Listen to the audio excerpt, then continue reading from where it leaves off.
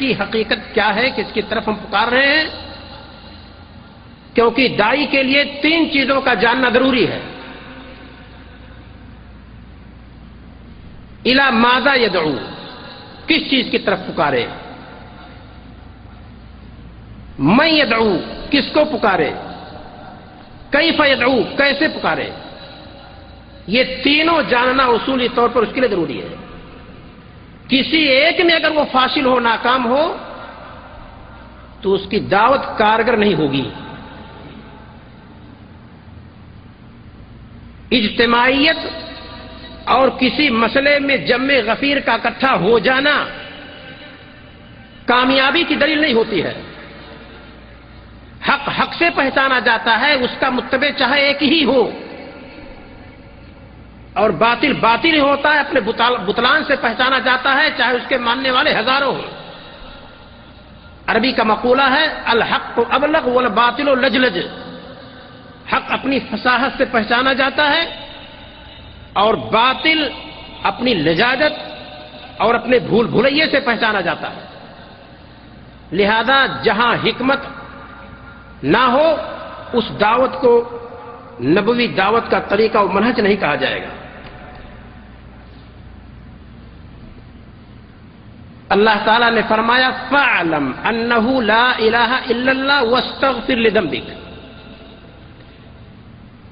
امام بخاری رحمہ اللہ بخاری کے اندر کتاب العلم میں باب باندھتے ہیں، باب العلم قبل القول والعمل۔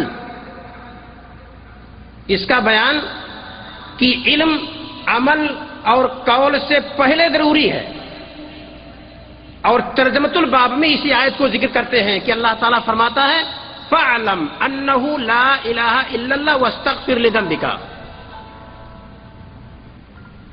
جان لے کہ نہیں ہے کوئی معبود حقیقی بجز اللہ، اور اپنے گناہوں کی بخشش طلب کر۔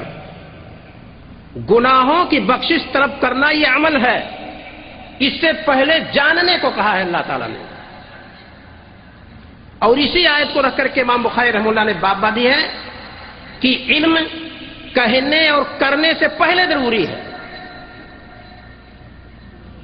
امام بخاری رحمہ اللہ نے کتاب العلم کتاب الوضو سے پہلے ذکر کر کے یہ بتلا دیا ہے کہ اگر علم آپ کے پاس نہیں ہے تو آپ وضو صحیح طریقے سے نہیں کر سکتے۔ آپ کے پاس علم نہیں ہے تو صلاۃ جناب عربی صلی اللہ علیہ وسلم کی سنت کے مطابق ادا نہیں کر سکتے۔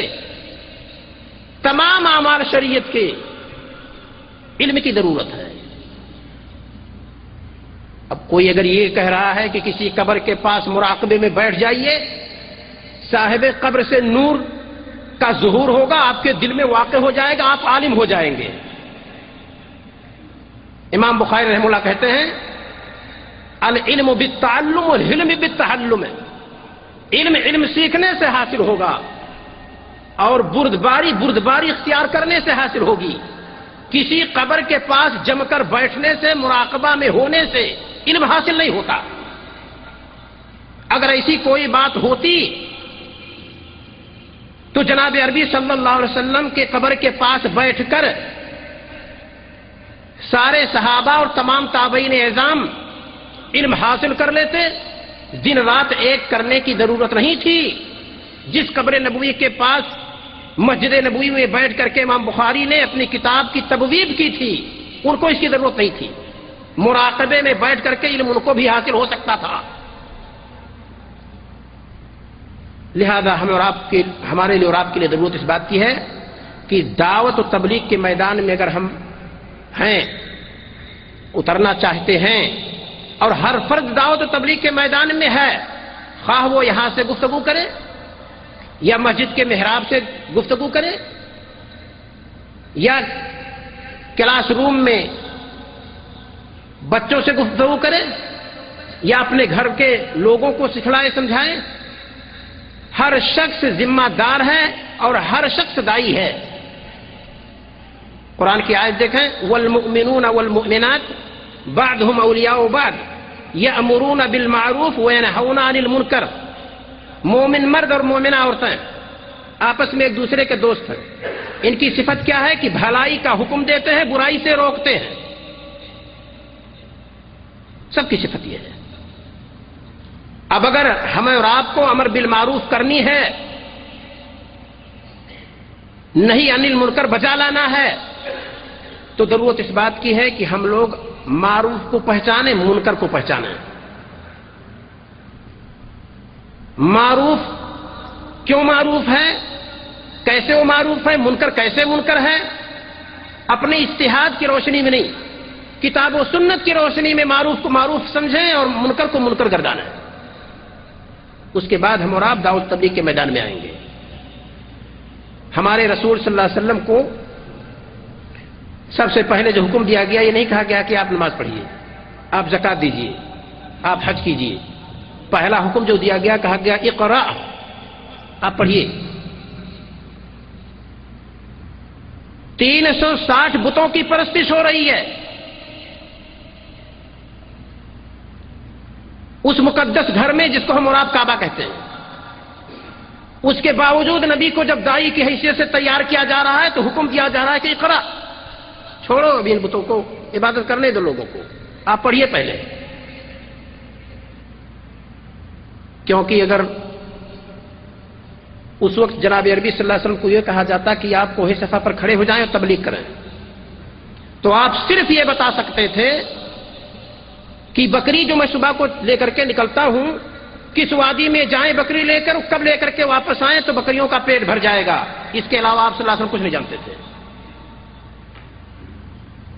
کسی موقع پر آپ نے کہا بھی کہ سارے انبیاء بکری چرائے ہیں. لوگوں نے کہا کہ آپ بھی کہا ہاں، علی قراریط لأہل مکہ، چند قیرات کے عوض میں نے اہل مکہ کی بکریوں کو چرائی ہے. جناب عربی صلی اللہ علیہ وسلم کا شیوا یہی تھا. لیکن اللہ تعالیٰ نے جب جناب عربی صلی اللہ علیہ وسلم سے دعوت و تبلیغ کا کام لینا چاہا تو سب سے پہلے آپ کو یہ حکم دیا اقرا، آپ پڑھیے. یہ بھی ایک منہج آج کل دنیا میں اپنایا جاتا ہے کہ پڑھنے کی کوئی ضرورت نہیں ہے، یہ قرآن و حدیث سے دور رہو، یہ تو علماء کا کام ہے، ہمارا کام نہیں ہے. علماء انسان ہی میں سے تو ہوا کرتے ہیں. ہر فرد اگر یہی سوچے گا تو پھر قرآن حدیث کو کون پڑھے گا؟ قرآن حدیث کو بند کر کے رکھ دو، اس کے قریب مت جاؤ، جل جاؤ گے. لہذا ہمیں اور آپ کو چاہیے کہ دعوت و تبلیغ کے میدان میں آنا چاہے تو سب سے پہلے علم حاصل کریں. یہ پہلا رکن ہے. علم حاصل کرنے کے بھی کچھ اصول و ضابطے ہیں. شیخ الاسلام ابن تیمیہ رحمہ اللہ فرماتے ہیں العلم عبادت القلب فلا بد لها من نیت. علم یہ دل کی عبادت ہے، نیت کی اس کے لیے ضرورت ہے. جب آپ علم حاصل کرنے کے لیے بیٹھیں، نیت کو درست کر لیجئے. کیا مقصد ہے؟ ازالۃ الجہل عن نفسہ وعن الناس، کہ جہالت کو اپنے آپ سے ختم کرنا ہے اور لوگوں سے ختم کرنا ہے. یہ علم حاصل کرنے کا مقصد ہو. اور اسی طریقے سے فائدۃ العلم العمل بالمعلوم، علم کا فائدہ یہ ہے کہ معلوم پر عمل کیا جائے، ورنہ عالم و جاہل میں کوئی فرق نہیں ہے، بلکہ عالم کا مسئلہ کہیں زیادہ اہم ہو جاتا ہے. کل قیامت کے دن یعفی عن الجاہل ما لا یعفی عن العالم، جاہل سے جس مسئلے میں درگزر کیا جا سکتا ہے عالم سے درگزر نہیں کیا جائے گا.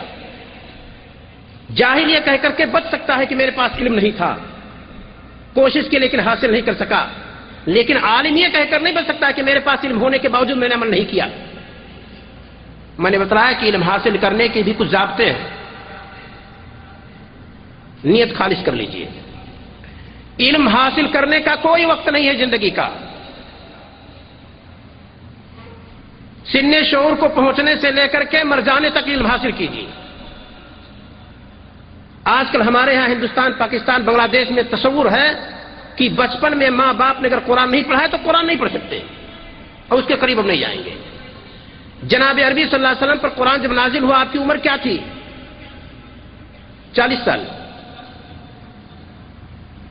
بہت سارے صحابہ عمر میں آپ سے زیادہ تھے، بہت سارے صحابہ عمر میں آپ سے چھوٹے تھے.